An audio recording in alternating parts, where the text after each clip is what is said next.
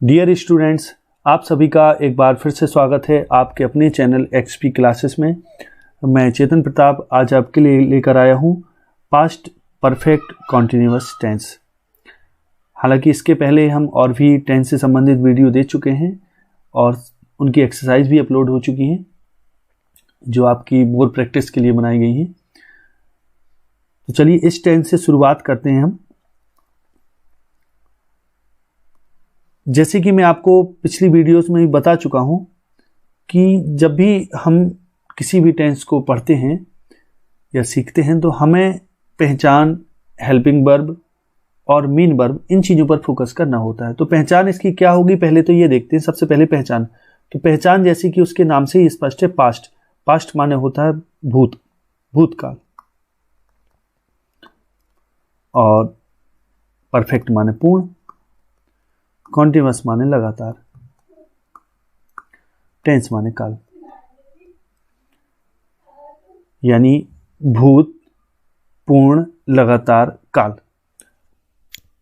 यानी अगर हम पहचान की अब बात करें तो इसमें हम ये पाएंगे कि जैसे पास्ट में यानी भूत में यानी पिछले समय में, भूतकाल में कोई कार्य पूरा भी हो गया और चल भी रहा है, तो इससे संबंधित इसमें पहचान होगी। तो अगर मैं इसकी बात करूं, इसमें पहचान होगी कि एक्चुअल में कि कार्य पूरा भी हो जाए और चल भी रहा हो, तो ऐसा तभी संभव है जब समय दिया हो। तो यानी समय के साथ हमें इसमें क्या मिलेगा? समय के साथ रहा था, रही थी, रहे थे आदि शब्द अपन को इसमें मिलेंगे। समय, जैसे एग्जाम्पल लीजिए, मैं कल से पढ़ रहा था। मैं कल से पढ़ रहा था, इसका मतलब मैं आज कल से पढ़ रहा था, यानी कल से आज तक का तो पढ़ चुका हूं और अभी भी पढ़ रहा हूं। इसका अर्थ है कि इसमें समय के साथ रहा था, रही थी, रहे थे आदि शब्द आएंगे। अब दूसरी बात हम लोग करते हैं हेल्पिंग वर्ब की।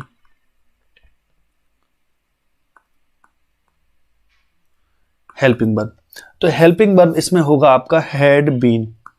एक ही हेल्पिंग वर्ब है तो सिंगुलर और प्लूरल दोनों प्रकार के नाउन सब्जेक्ट के लिए, सभी के लिए हम यहां इसका प्रयोग करेंगे।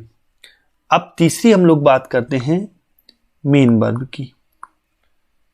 मेन वर्ब, तो मेन वर्ब इसमें वर्ब के साथ हम आईएनजी का यूज करेंगे, यानी जीरंड फॉर्म का।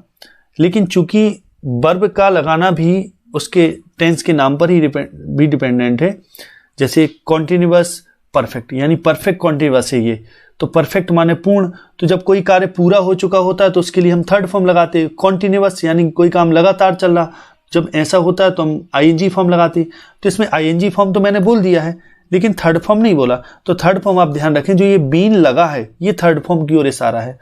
तो बीन के बाद वर्ब में आईएनजी लगाएंगे तो थर्ड फॉर्म भी हो गई और वर्ब में आईएनजी यानी जीरंड फॉर्म भी हो गई। अब चलिए आगे बात करते हैं हम समय की, जिसमें एक फैक्टर और है इसमें समय।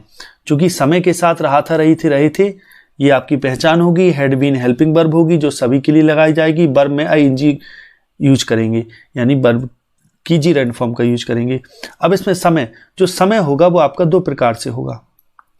एक होगा निश्चित समय और एक होगा अनिश्चित समय। निश्चित समय के लिए हम लगाते हैं सिंस का प्रयोग और अनिश्चित समय के लिए हम लोग लगाते हैं, इसके लिए लगाते हैं हम लोग फॉर का यूज, और समय को सबसे लास्ट में रखते हैं। अब निश्चित समय में क्या क्या आएगा ये चीज देख लें जरा। तो निश्चित समय में दिनों के नाम, दिन के नाम, महीनों के नाम, पहर, सुबह, दोपहर, शाम, ये सब पहर, और आपके कोई सन है यानी ईयर, जैसे 1990, 81, आपकी कोई डेट है, कोई घटना है। ध्यान दें, घटना कैसे? जैसे मैं बोलूं प्लासी का युद्ध, इस तरीके से, प्लासी के युद्ध से, तो since the war of Plassey, इस तरीके से, या पानीपत की since the war of Panipat, इस तरीके से। और आपका दिन के नाम, महीनों के नाम, पहर यानी सुबह, दोपहर, शाम, ये पहर हो गए आपके। और सन, डेट, घटना, जन्म से, मृत्यु से, बुढ़ापा से, जवानी से, बचपन से आदि। इस तरीके से जो है वो आपका निश्चित समय, निश्चित का मतलब है point of time, point of time, और अनिश्चित का मतलब है पीरियड ऑफ टाइम। अब निश्चित समय में थोड़ा और समझते हैं अभी। जैसे मैं बोलूं सोमवार से, तो सिंस मंडे, सिंस मंडे। और मैं बोलूं सुबह से, सिंस मॉर्निंग। कोई डेट बोल दी जाए या मृत्यु से बोल दिया जाए तो सिंस डेथ, जन्म से सिंस बर्थ, इस तरीके से। अब पीरियड ऑफ टाइम में क्या होता है, गिनती आती है। अब चाहे वो दिनों की गिनती हो, चाहे वो महीनों की गिनती हो, चाहे वो पहर की गिनती हो, चाहे वो किसी की भी गिनती हो, दिन, महीने, घंटे, हफ्तों या पखवाड़ा। पखवाड़ा होता है आपका फोर्टनाइट, वो 15 दिन का समय कहलाता है पखवाड़ा। तो इस तरीके से आपका इसमें ये अनिश्चित समय के लिए फॉर आ जाए, क्योंकि अनिश्चित समय का कहने का तो पीरियड ऑफ टाइम, यहाँ अवधि की बात होगी। जैसे 4 घंटे, 6 घंटे, 10 साल, 20 साल, 10 दिन, 4 दिन, 6 दिन, इस तरीके से होगा आपका। अब चलिए आगे बात करते हैं इसके रूल्स की। तो सबसे पहले हम लोग बात करेंगे अफर्मेटिव सेंटेंस की। अफर्मेटिव, जिसको हम लोग पॉजिटिव भी बोलते हैं और सिंपल भी बोलते हैं। अब कोई भी सिंपल होता है, आप जानते हैं, सब्जेक्ट सबसे पहले, फिर हेल्पिंग वर्ब, हेल्पिंग वर्ब, फिर आपकी मेन वर्ब यानी मुख्य क्रिया,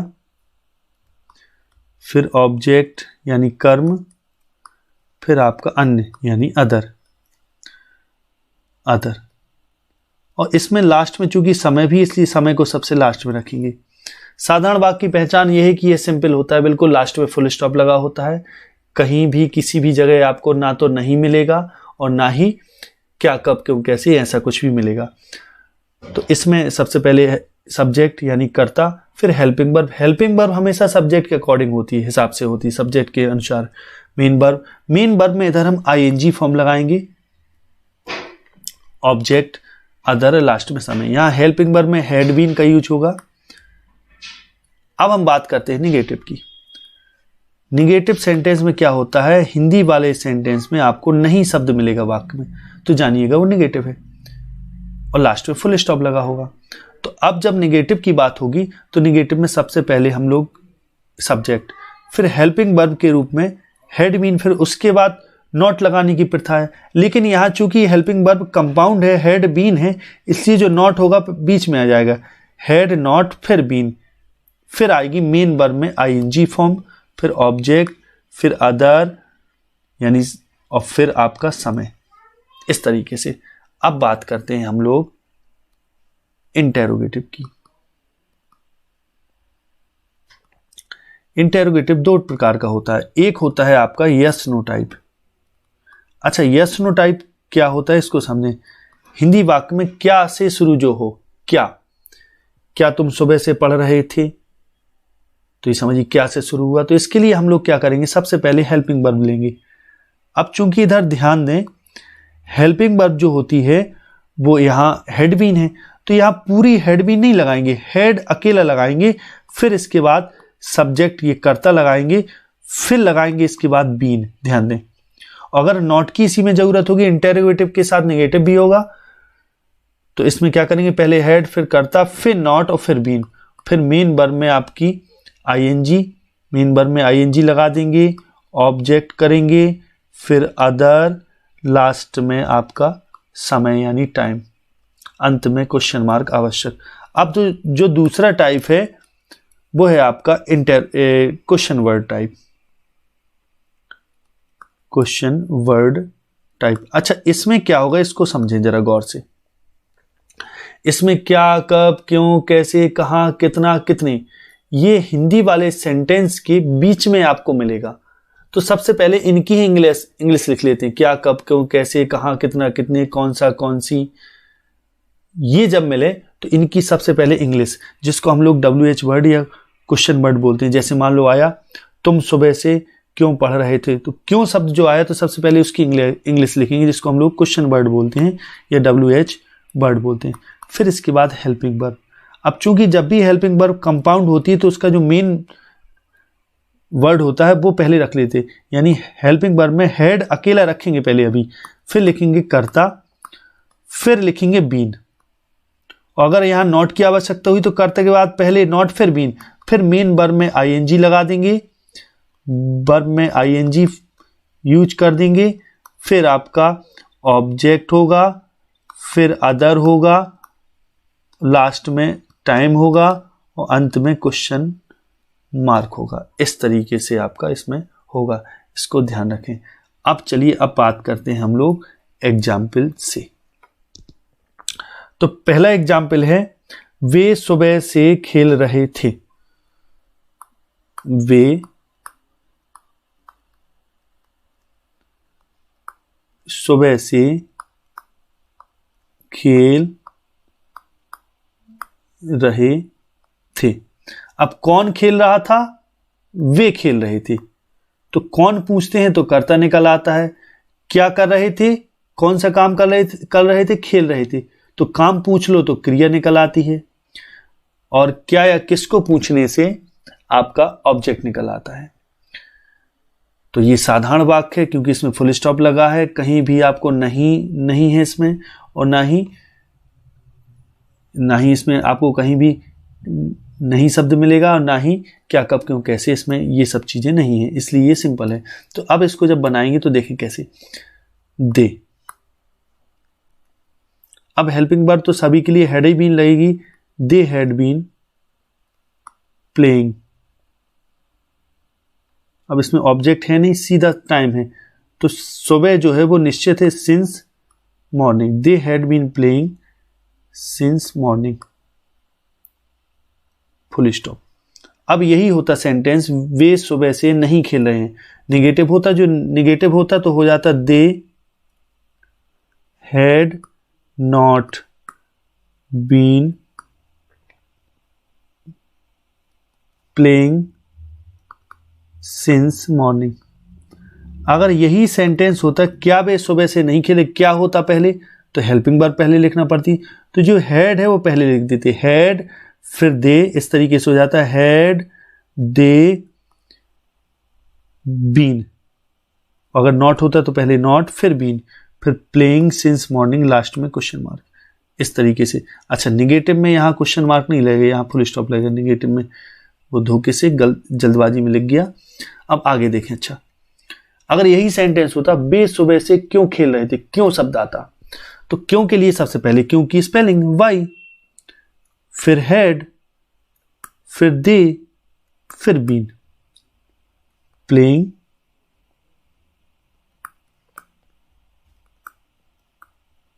सिंस मॉर्निंग, लास्ट में क्वेश्चन मार्क। यही नॉट होता तो नॉट तो हम दे के बाद लगाएंगे, सब्जेक्ट के बाद।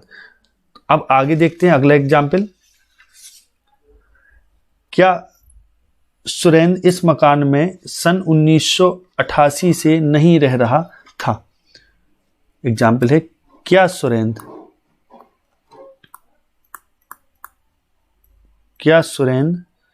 इस मकान में सन 1988 से नहीं रह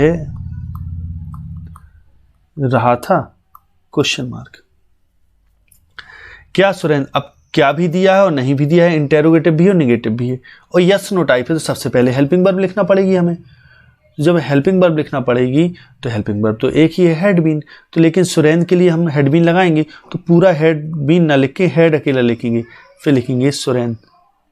अब चूंकि निगेटिव भी है तो फिर नॉट, फिर बीन, लिविंग, क्या कर रहा है, रह रहा है, और इस मकान में लिविंग इन दिस हाउस। और कब से? 1988 निश्चित है, तो सिंस 1988 क्वेश्चन मार्क। इस तरीके से हो जाएगा ये। एक और एग्जाम्पल देखते हैं। उसे 2 वर्ष से कौन पढ़ा रहा था?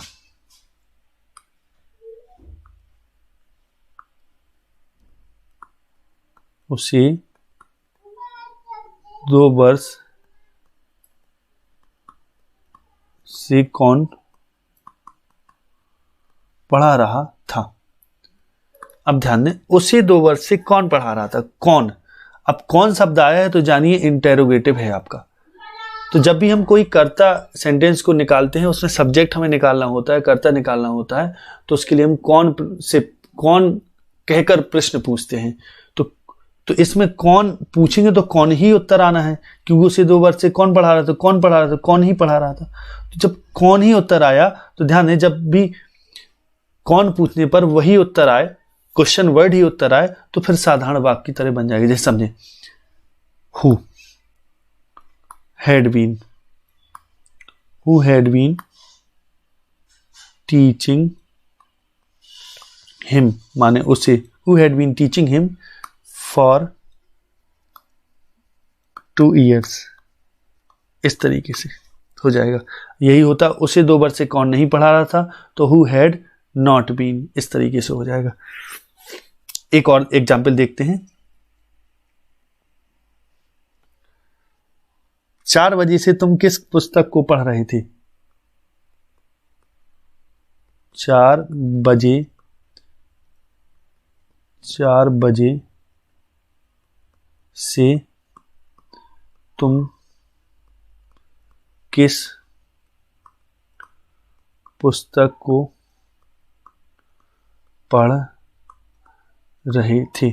ध्यान दें, किस पुस्तक। अगर मैं बात करूं किस पुस्तक, तो ये पूरा आएगा क्वेश्चन वर्ड, किस पुस्तक। तो विच बुक, फिर आएगा हैड। अब चूंकि करता है तुम, कौन पढ़ रहा था? तुम। हैड यू, फिर been reading. Which book had you been reading, which book had you been reading. और कब से? 4 बजे से। तो जितने भी बजे होते हैं उसमें हम सिंस का यूज करते हैं, सिंस 4 o'clock। इस तरीके से क्वेश्चन मार्क लास्ट में।